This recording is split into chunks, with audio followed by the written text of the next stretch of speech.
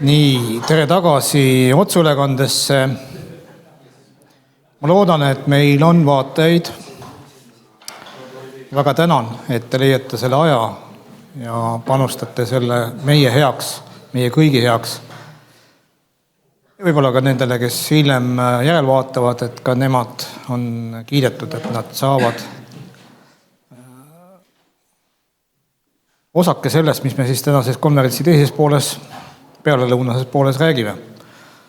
Nagu räägitud oli juba enne lõunalgi, aga tuletan meelde, et meil on siis 3 ettekandjat ja 3 ettekandjast esimesena on meil kõik on valmis siin saalis, aga on Piret Anier, arhitekt, õpetaja, lapsevanem. Huvitav kaasteeline, oleme koostööd teinud ka erinevates valdkondades. Ja kui möödunud aastal tema ettekanne oli millest? Biofiilsest disainist näiteks arhitektuuris, siis see, mis täna juhtub, on nüüd Pireti slaididel ja ettekandes siis teie ees. Lava on siis, nagu öeldakse, sinu. Palun. Aitäh. Ehk siis elukeskkond, mitte kokku, vaid just nimelt lahku kirjutatult, sellepärast, et elu on nii suur, et ta vajab keskkonda, et välja paista. Ja ehk siis kõik teavad, aga alati on hea meelde tuletada, kuidas kõik on seotud kõigega. Ehk siis see klassikaline, et kui puu langeb metsas ja sa ei vaata, kas ta siis päriselt langes, aga samas, kes teab, mis see liblikatiib siis kuskil mujal maailmas teeb. Ja selles teemas, mis meil täna siis on kuivkäimlad ja kompost ja kompostimine. Et need on siis ju ka omavahel seotud ja mis põhiline inimesega seotud. Ja inimene on selline huvitav tegelane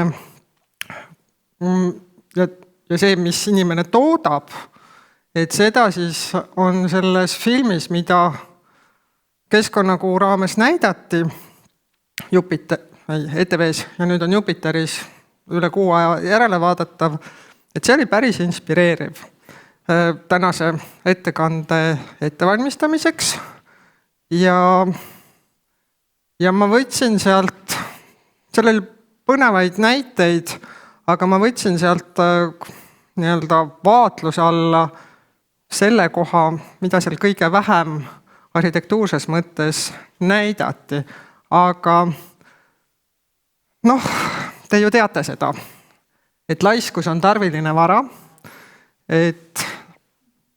et kõiksugused leiutised ju tulenevad inimese laiskusest ja teisest küljest igasugused jamad tulenevad jälle sellest, et ta on nõudlik. Ise ei viitsi, ei oska, ei taha, ei saa, aga nõudma on alati Mihkel. Ja selle sama kompostimise ja kuivkäimla värgiga on ju ka, et toodangut tuleb, aga tahaks, et see kaoks niimoodi ära, et ei peaks sellest enam ei mõtlema, lõhna tundma või midagi muud, et tehtud ja läinud, aga kui siis elu ise sunnib või mõttemaailm jõuab sinnamaani, et see, mis toodad, selle eest tuleb ka vastutada, et siis see nõudlikkus ja esteetilisus ja igasugused sellised kriteeriumid tulevad ja mõnes mõttes hakkavad segama, aga samas annavad teile võimaluse uute lahenduste sünniks. Ja see teema, mida ma mõtlesin natukene pikemalt vaadelda, on selles suhtes huvitav, et see Hamburgi linn seal Saksamaal, too on selline päris suur ja pirakas koht. seal pea 2 miljonit inimest elab. Ja Saksamaa on ju vägagi selline leiutiste eesrinnas olev maakoht maakera peal. Ja siis see on olnud lausa riiklikul tasemel nagu pilootprojekt, kus siis Hamburgi veefirma on leidnud koostööpartneri või koostööpartner on leidnud selle ära rääkinud veefirma, ma ei tea, kuidas täpselt, aga et endine kasarmute ala, kus siis on näha ka mõned kasarmud siin ja siin ja siin, need on võetud mõnusasti muinsuskaitse alla. Ehk siis need on sellel alal mõneti kõrguslikult määravaks, ka see, et kuidas seal alad vahel ja ümber on, aga selline suur büroo võiks siis selle kohta öelda, West 8, mis siis toimetab Rotterdamis, Brüsselis ja Philadelphias, aga hollandlastel on isiklikult head kogemused veeteemadega. Ja nemad siis on selle kontseptsiooni välja töötanud ja ma ei tea, siis heas mõttes maha müünud või sellises suures koostöös sündinud. Ja see on päris suur hulk inimesi ühelt poolt, kes siis on nõustumas või nõustunud olema testijad. Ehk siis siit on ka näha, et uusi elamuid või ehitisi, need ei ole ainult nagu pereelamud, neid siin praktiliselt ei ole, et pigem ikkagi ridaelamud ja korterelamud. Et neid on päris muljetavaldav kogus. Ja siin on siis värske Google'i pilt, et mis siis on jõutud valmis ehitada, et kui siit on näha, et siin see ala hakkab selline mõnus ridaelamute, selliste oma siseaedadega ja väikeste jaotustänavatega ala olema, kus siis on ka selline vee element, mis on nii silmailu kui ka siis tegelikult funktsionaalne. Et siin kogutakse seda vihmavett ja siin see ala toimib sellise, kuidas seda nüüd õige on öelda, nagu filterpadjana, et kui sul korraga tuleb väga palju vihma, et siis seal on nagu imbväljak. Ja siis on hästi huvitav koht on see ala siin, mis siis selle plaani peal on see eriti siit need tünnid. Et eelnevalt oli juttu sellest biogaasi kasutamisest, et siis siin selle elamukvartali ja ärikvartali see veetsükli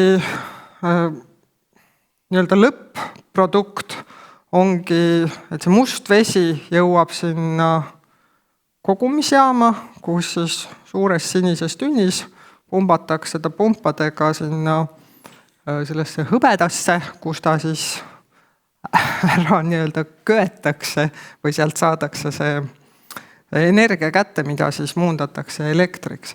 Aga siin on siis näha sellised kaunid ilupildid, mida siis neile katseeksemplaridele, ehk siis nendele inimestele, kes on nõustunud sinna elama kolima, et mille alusel nad siis võib-olla on oma neid valikuid langetanud.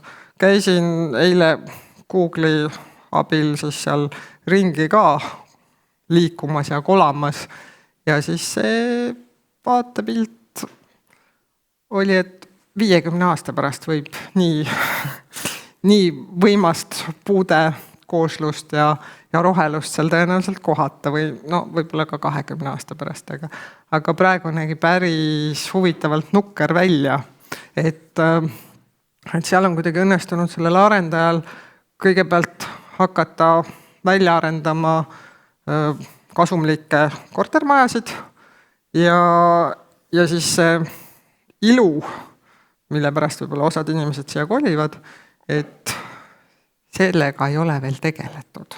Seal näeb kõik selline ehitusplats välja.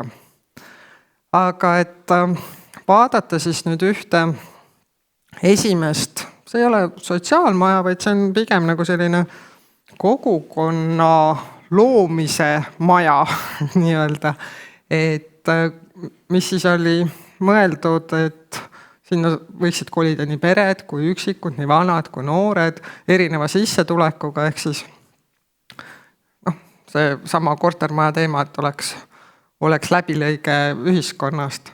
Ja siis algselt seal nende korterite suurused olidki selles mõttes natuke nagu varieeruvad, et sellepärast see 16–20 elupinda, et kuidas keegi tahab, et seal oli võimalik, et sa mingeid kortereid nagu liidad kokku või teed midagi väiksemaks.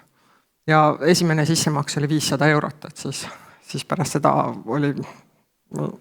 püüdsin lugeda ja aru saada, et kuidas see protsess siis nagu majanduslikus mõttes käis, aga ma jätaks selle teile ise lugeda internetist, kui teil on suurem huvi.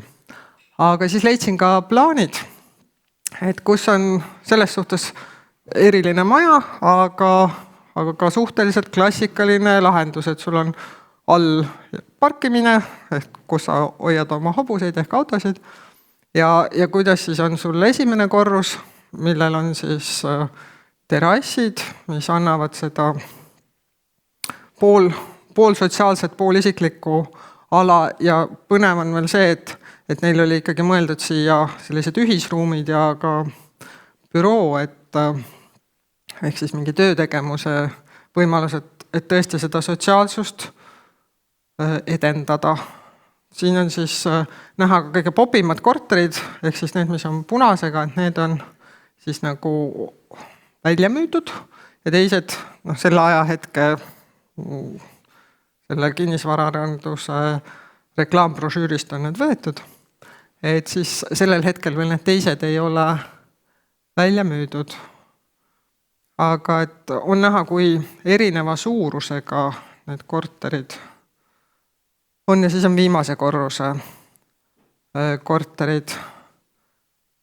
Ja siit siis nüüd on näha, et see on päriselt ka valmis ehitatud, et see on see maja siin, et tema õueala on palju värvikirevamaks muutunud kui sellel ilupildil, mis algselt näha oli.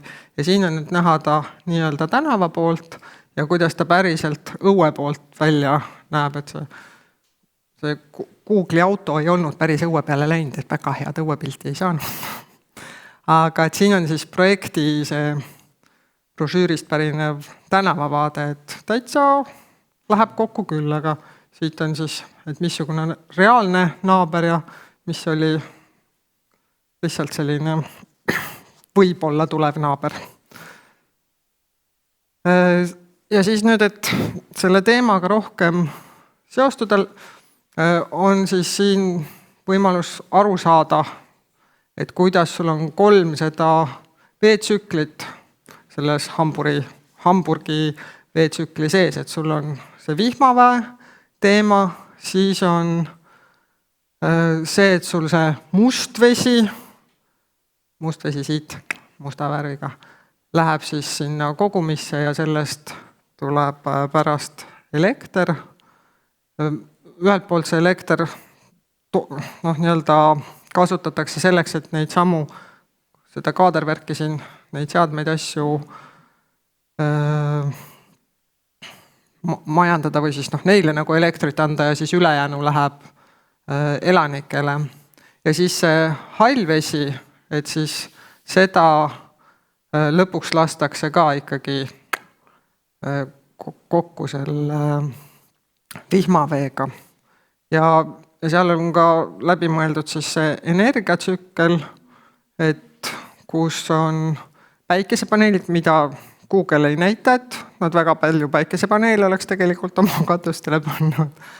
Aga see maasoojuspumba ja just selle musta vee kasutamine biogaasijaamas, et see on siis see, mis seal nagu tegelikkuses toimib.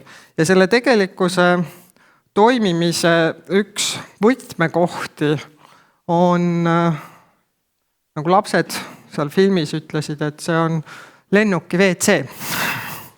Ehk siis vaakum tualett, kus siin on toredad numbrid, et kuidas sa nagu 10 korda vähem kasutad vett kui tavalises loputuskastiga